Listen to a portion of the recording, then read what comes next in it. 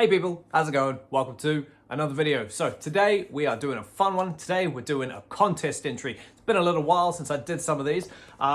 Recently, what's his full name? George G's Room of Rock. There's the channel down there. Recently surpassed 1,000 subs, and you know when you're still in the smaller little group of YouTube metal communities, it's always fun to see some bigger names slightly climb the ladder and get past 1,000. Good job, mate. Happy for you. Amazing channel, amazing dude, amazing content. So if you haven't subbed to George G's Room of Rock, please go and do that. Put a link down below, you know, all that fun stuff. So today what we're doing is we are spelling out the word 1,000 with albums or bands, depending on which one you've done. Well, actually now you say it out loud, I've actually gone for bands. I've got all vinyls where each band starts with the letter of 1,000. So we're going to go through that. It's going to be good fun. And then after that, we're going to do a quick little shout out to some channels that I enjoy watching, and just, you know, if you're probably familiar with them, but hey, even if you're not, please head over to all them and check their stuff out and sub and get everybody growing. It's always good fun.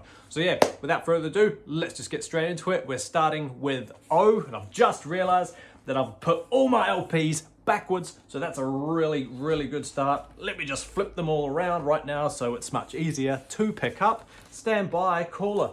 Right, so the first one, not exactly metal, but it's one of my favorites at the moment. Starting with O, we're going with 1994's Britpop debut, Oasis, with Definitely Maybe. I just showed this album in my most recent collection update, and while I know it's not hard rock or heavy metal, it's definitely more Britpop. It's more, you know, pop rock type stuff. But honestly, the amount of flack that Oasis get, I get it, but at the same time, I love this record. I don't care what you say. I like the first 4 albums. The rest of it I'm not so interested in, but yeah, honestly, this one is a staple in rock music and a staple in it's a staple in history. This and the second album. What Nirvana were doing with grunge in America, this was the positive response, you could say, to grunge. You know, Kurt had I Hate Myself, I Want to Die. These guys responded with Live Forever, which is a fantastic song, you can't deny. This album's just great. I know a few people who hate this band and hate how they sound, but personally, guess what? I'm not one of them. Just raw, gritty. It's a live album essentially, but it's not, you know, it's just amazing. Rock and Roll Star, Shaker Maker, Live Forever, just absolute staples back to back. Up in the Sky, Columbia, fantastic song. Supersonic, Bring It Down, Cigarettes and Alcohol, that's my favorite off the whole album. Digsy's Diner, perfect. Stupid, but great. Slide Away, underrated, but so beautiful. And Married with Children is an awesome closer. Complete opposite to Champagne Supernova off the second album, but I think this one's awesome. So yeah, 1,000, Oasis, Definitely Maybe. And we've got my favorite Nightwish album, Imaginarium. I talk about this album quite a bit on the channel, but guess what? Just like Iron Maiden's debut, I never get tired of talking about it. So this album came out in 2011 on November 30. This is Nightwish's, real quick off the top of my head, 7th album, I'm pretty sure. It's a concept album surrounding, I don't know, how do you describe what this is? Imagination gone wild.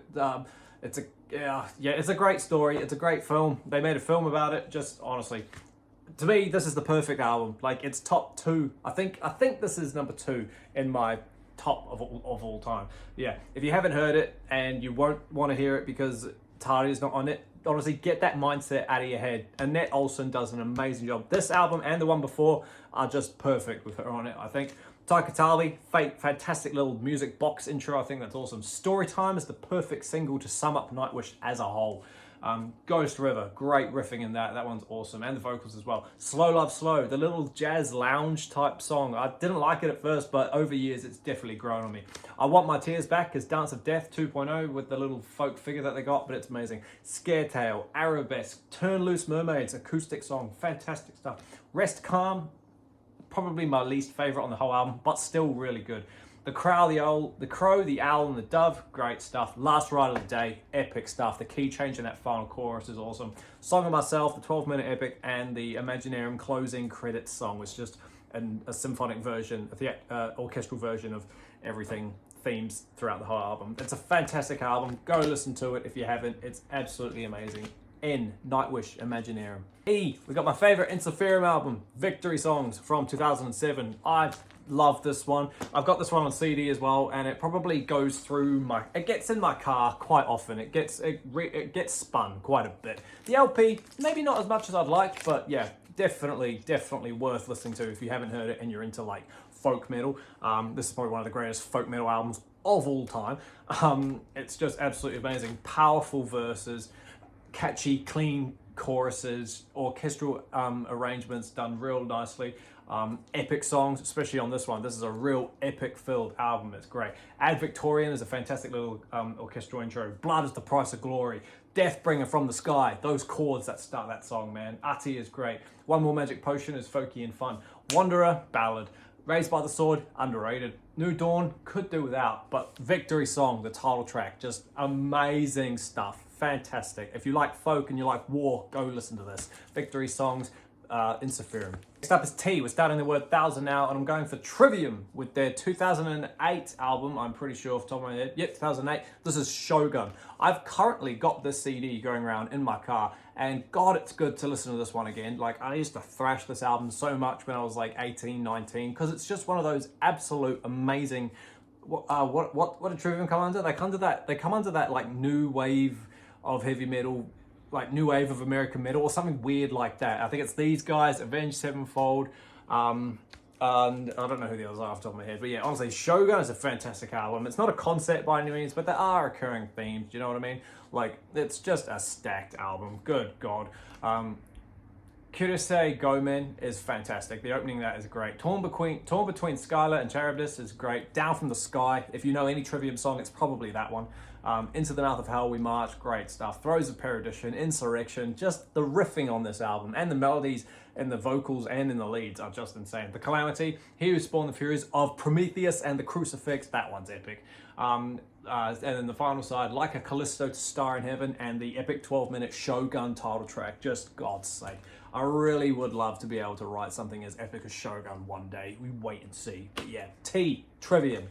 Shogun. H, we got something weird here, but I'm only showing this just because it's brand new. H, we're going for Harry Potter and the Philosopher's Stone OST. This literally is my most recent album. It's brand new. I randomly saw that these were all available again. Well, I say all of these. They've got the first 4 available. So if you're a Harry Potter fan and you listen to vinyls, go check these ones out. Honestly, I don't need to say too much. If you're a Harry Potter fan, you know how iconic this soundtrack is. Just, it's a stacked film. It's a stacked album. It's a stacked soundtrack. Every theme on from the first film is on here. You could pretty much listen to this film if you're like me and watch this film in your head because it flows in the same order. It's honestly amazing. It's nothing special in terms of like special splatters or anything. It's just black. But the fact that it exists, got repressed in this day and age is so awesome. Nearly 25 years later. It'll be 25 years next year. So yeah, H, Harry Potter and the Philosopher's Stone. O, another O. We're going for my favorite Aussie album, Bark at the Moon.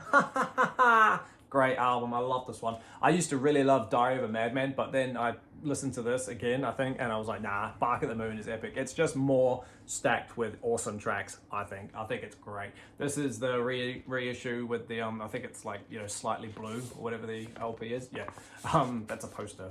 Oh, not the sleeve. Yeah. Honestly, Bark at the Moon, You're No Different. Now You See It, Rock and Roll Rebel, just brilliant stuff. Honestly, Side A is great. Center of Eternity, amazing song. I love that. So Tired, Slow Down, they're okay, but then Waiting for Darkness, great epic opener. I'm sorry, closer. I think this one's amazing. Can't believe I didn't put this at the top when I ranked them, but yeah, Ozzy Osbourne, oh, Bark at the Moon. Starting to second guess myself if I've got these in order or not, I'm not sure. You, Unto Others, Strength. I wish I had Never Neverland, but I don't. It's only available on CD, and I can't justify buying a CD for $32. Yeah, Unto Others, Strength. This is their album that came out in 2021. This was the first album I heard by this band. I heard When Will God's Work Be Done? Fantastic song. Gothic rock, kind of in vein of Typo, just not as gloomy. You know, a lot more upbeat than that.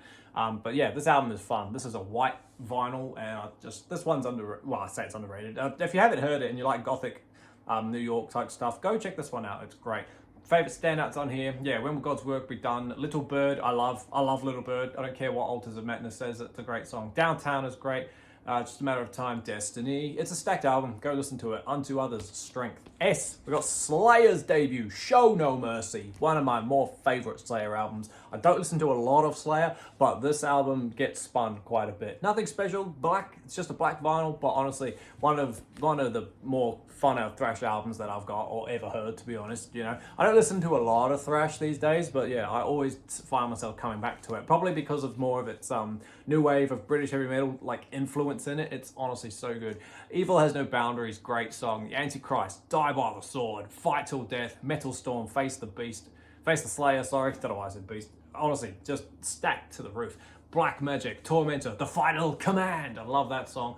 Chronics and Show No Mercy. It's a great album. If you listen to Slayer, but for some reason haven't checked out where they began, listen to this one. It'll surprise you. This one's just great. Slayer, S, Show No Mercy. A, we've got Pirate Metal. Obviously, it's me. Ailstorm, No Grave But the Sea. This is their best album, in my opinion. However, the singles that they've been dropping for their new album, the Thunderfist Chronicles, which comes out on June 20, is sounding very, very good, to the point where it might rival this one.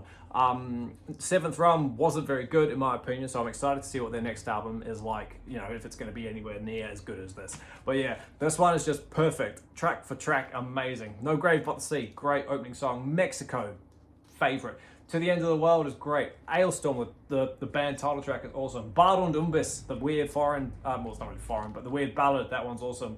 Left with an Anchor, you know, we all love it. Peg Leg Potion, Man the Pumps, Rage of the Pentahook. Those great B-sides, man. They are just top shelf. They could be singles. They're that good. And the epic 10-minute Treasure Island. I can't believe it took them 5 albums to write about Treasure Island, but honestly, one of my favorite songs by them. Treasure Island is an amazing song. I highly recommend you go check it out. But yeah, A, Ailstorm, No Grave But the Sea. N, we got Nile and their 1993 debut. This is Against the Catacombs of Nephren Ka. Honestly, this is a fantastic album. I've tried to rank Nile about 3 times in terms of getting through their whole discography, but I do generally just stop and start doing other things and I forget about it. So yeah, I'm keen to really get through their discography at some point. Yeah, and I'm pretty sure this one would be up quite high. I don't know why, I just think it's a really, really great album. It's a quick album, it just races through, you know, it's just straight Egyptian death metal, which we all love. You know, I'm pretty sure Serpent Headed Mask is one of my favorites, even though it's the weird little slower, calmer one. But yeah, honestly, the song titles on here are insane. Bara Idinazu, Kuduru Maluk, Ramses Bringer of War, Dairat Krieg Leader Asgra. You know the one. Yeah, honestly, it's an amazing album. I don't need to tell you that. But yeah, Nile, Against the Catacombs of Nephren Ka. And then the last one, of course, I wasn't going to show this because again, I just showed it in my collection update, but I'm just going to show it off again. Still haven't opened it, and I'm not too sure if I want to yet, but hey, one day we might. Deicide's Once Upon the Cross. A fantastic album, a staple in death metal. I don't need to go on about it because you know how I feel about this album. I've been looking for this album for months, maybe even years, and they finally got repressed onto the what is it? It got repressed onto Autobots Red and Blue, whatever that means. But yeah, it's just amazing. Kill the Christian, When Satan Rules This World, the amazing title track Once Upon the Cross, you know, Confessional Rape. It's just amazing stuff. It's perfect. It's one of the best death metal albums ever. But believe it or not, it's not my favorite Deicide album. That one goes to Serpents of the Light. But this one is just, I don't have Serpents of the Light, but yeah, this one is just beyond words amazing. So yeah, that's Deicide, Once Upon the Cross. Sweet as team, thank you so much for hanging out with me while I sit here and take you through the alphabet of the word 1000 with vinyl LPs. Like I said at the start, go subscribe to George G's Room of Rock and get his sub count out. And hey, fuck it, while you're at it, sub to mine and add my sub count to the roof, because it's what we do, it's what we love, eh? So yeah, thanks for hanging out with me. If you want to go continue the thread, honestly, go do it. It's pretty awesome. Oh, we got to do shout outs. Quick ones off the top of my head would be Keith from Attack from Down Under. He's a pretty cool dude. He lives in New Zealand like myself. Yeah, we've had a few chats every now and then, and I've done a few threads, and he's mentioned me in a few vids. So that's pretty awesome. How are you, Keith? Good to see you, mate. And then just the standard ones that we all know and love. I mentioned Altars of Madness before. Go check him out. He's a great vinyl collecting dude. Again, we've conversed every now and then. That's pretty fun. Mr. Boulder, he's one of my favorites as well. We're good buddies. Who else do I watch? I should have written this down. I've completely off the cuff this. Thrash Maniac 1999, Horror Master, just another heavy metal maniac. You know, all these people that we're already mentioning. Tainted Lord, I know he's been mentioned a few times, but he's turned up on my channel and started commenting on a lot, so that's fun. I wish I could shout out to the guy who started to roast me, but in the comments on a couple of videos, but I've forgotten your name, mate, so I'm sorry. But yeah, there's your shout outs. Happy YouTubing, everybody. Keep us, stay inside, stay safe, jam all these albums, and I'll see you all in the next video. See you later.